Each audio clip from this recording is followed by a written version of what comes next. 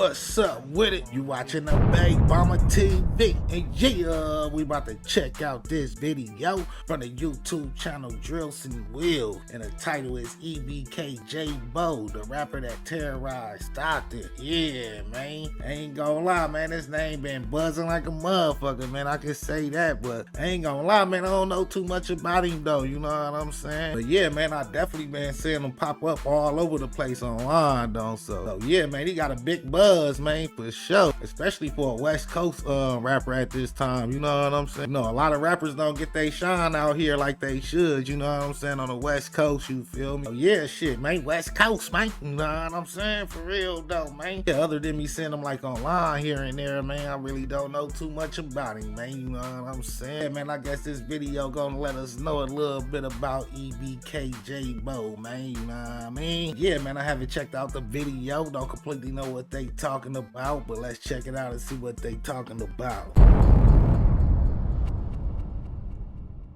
Stockton, California, one of the most violent cities on the West Coast. In a place where gang politics run deep, one rapper took things to a level even the streets weren't ready for. EBK Jaaybo. From shootouts at school to stacking gun cases before he even hit 18, Jaaybo was a problem. Raised in a city where survival is the only rule. But what made Jaaybo different was his zero fear of consequences. Whether it was putting in work in the streets, getting locked up, or running fades in county, he embraced every part of the life. His music, a straight-up war diary, his arrests, stacked up like trophies, and the beef he got into, it wasn't just over rap, it was personal. This is the story of EBK Jaaybo, the rapper that terrorized Stockton. Born and raised in Southeast Stockton on 2100 Nightingale, Jaaybo had no real shot at a normal life. Stockton boring though, I always say that though. Stockton really boring, but it get clappy though, certain times. Like, you feel me, sometimes, you feel me, Stockton, it be dry and out of nowhere, you feel me, weeks straight, it's just popping on my mama. His father, Rari, was a respected figure in the neighborhood and a local rapper. By the time Jaaybo was 10 years old, he had already lost his father, gunned down while confronting two teenagers who robbed his son. That moment changed everything. Instead of stepping away, Jaaybo ran straight into the fire. Yeah, I was like that. Shit, Pops was doing this shit, but like a nigga, you know? Right. But when I got in the field, it was hectic, for sure. Like 7 years being like thugging. When Pops passed, my mindset wasn't just like, oh, my Pops gone, I'm in the field now.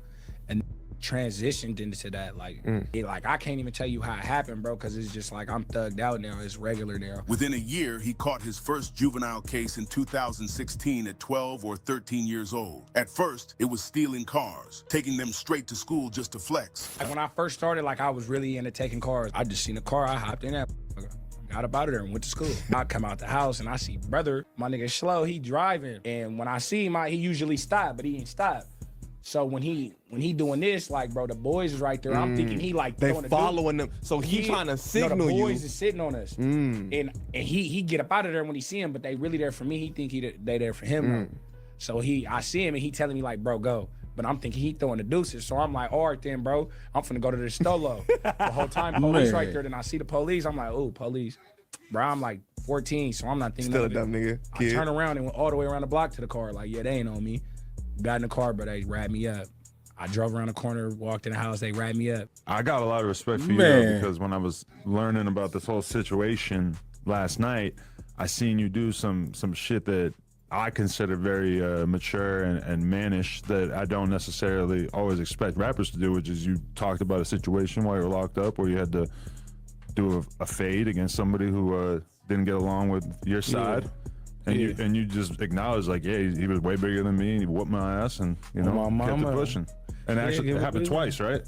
Yeah, he socked on me, lose some and some, bro. Right. I'm not the type of that's going, you feel me, try to slander a nigga because he got whooped on, or if a nigga go in there and catch his fade and he match aggression with aggression every time, though, like you stand on business. Win or lose, it don't matter. Your gangster solidified. You standing on business. So my mama, like, I respect a nigga if he catches fades. But that was just the Man, I ain't gonna lie, that was funny though, man, because you know he got the no jumper interview, so he feeling good, feeling like he on top of the world damn near a little bit, you know what I'm saying? But then Adam just gonna shoot a nigga down though, you know what I'm saying? Hey, didn't you say you got beat up in jail in a fade? Didn't it happen twice? Like, damn, nigga. Shit, let a nigga live, man, for real, though. But yeah, man, win or lose, man, how long you got the heart to fight and you fighting back, it's respect there, you know what I'm saying? For real, though. If you just let somebody whoop your ass and you ain't fighting back, then you straight pussy. But yeah, man, if you catch a nigga with a couple too, man, you know what I'm saying? You fighting back and you got the heart, man, you know what I'm saying? Little respect for that, man, for real. Beginning. The next time he got booked, it wasn't for joyriding. It was for a shooting. At just 15, Jaaybo was on school grounds when he spotted one of his enemies. A fight popped off, and Jaaybo wasn't about to take an L, so he pulled out and let shots off right in front of the principal. The school called the cops, and just like that, Jaaybo was facing a heavy gun charge. Even at that young age, he wasn't backing down.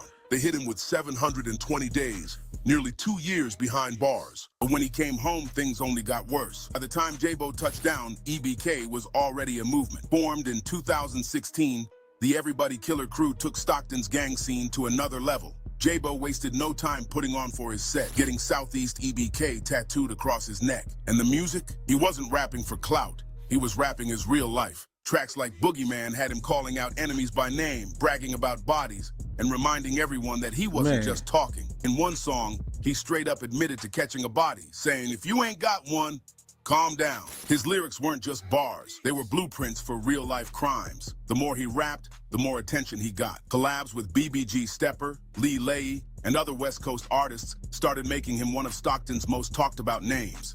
But at the same time, he couldn't stay out of jail. While his music was blowing up, Jaaybo was constantly getting locked up. He got booked for another shooting, but dodged the most serious charges. He kept getting caught with illegal firearms, even while on probation. And worst of all, the cops labeled him a street terrorist. Each time he got out, he only made things worse, dropping even more disrespectful tracks, calling out the dead, and spinning on his ops the second he was free.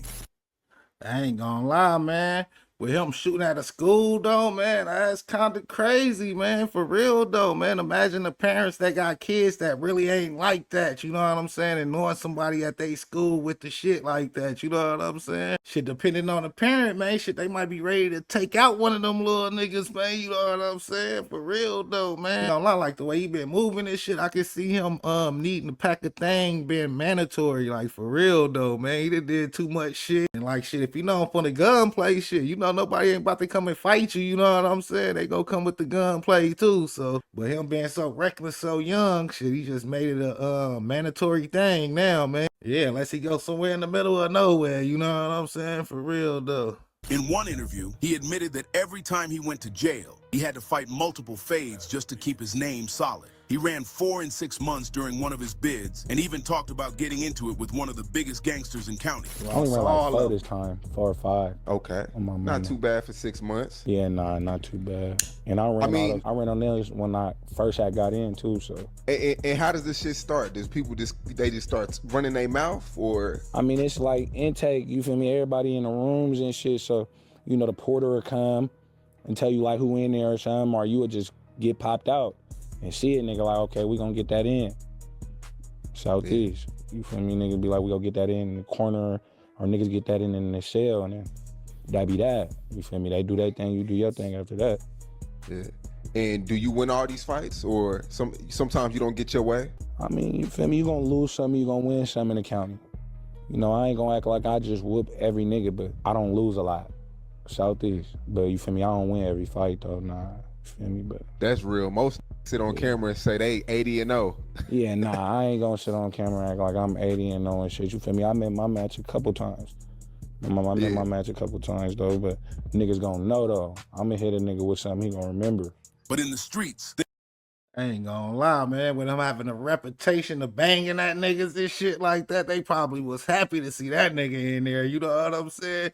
Like, man, he can't back niggas off right now. You know what I'm saying? Let's get this nigga, man. For real, though. Yeah, I ain't gonna lie, man. Even if you a shooter in the streets, man, when your ass get to jail, man, shit, you gotta throw them hands, man. For real, though. things were getting even more dangerous. EBK was at war with multiple sets. The deadliest beef was with Trap Mob, aka the Fly Boys. Located just a mile away from EBK's hood, Trap Mob didn't respect the new movement. They called out Jaaybo and Young Slow B for not being from Stockton and didn't want EBK pushing into their territory. Jaaybo responded the only way he knew how. He dropped songs like Fly Exterminator, No Fly Zone, and Slow B Mode, openly dissing Trap Mob. and even threatening to kill their moms if they didn't stay inside. Trap Mob responded with their own dishes, and soon the beef turned deadly. Bodies started dropping, and Stockton turned into a full-blown war zone. I But bet. EBK's biggest threat wasn't even their enemies. It was their own people. In 2021, EBK Osama and EBK Hari B got caught in a major robbery case. Facing 20 years, one of them allegedly snitched to get less time. Jaaybo wasted no time cutting them off, dissing Hari B in a song saying he couldn't take the heat, so he started eating cheese. But young Jock refused to turn on his brother. That caused EBK to split in half, with Jaaybo and Jock on opposite sides. From that moment on, Stockton had two EBKs, Jaaybo's Everybody Killer side, Jock's Every Brother Counts side. The tension was real, and Jaaybo only got more reckless.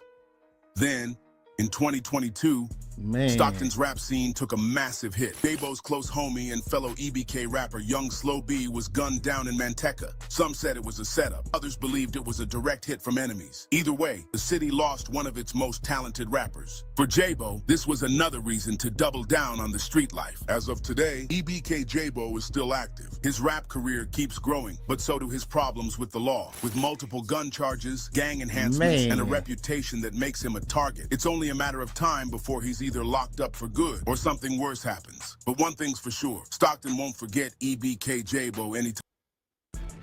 Yeah, man, that's it, man.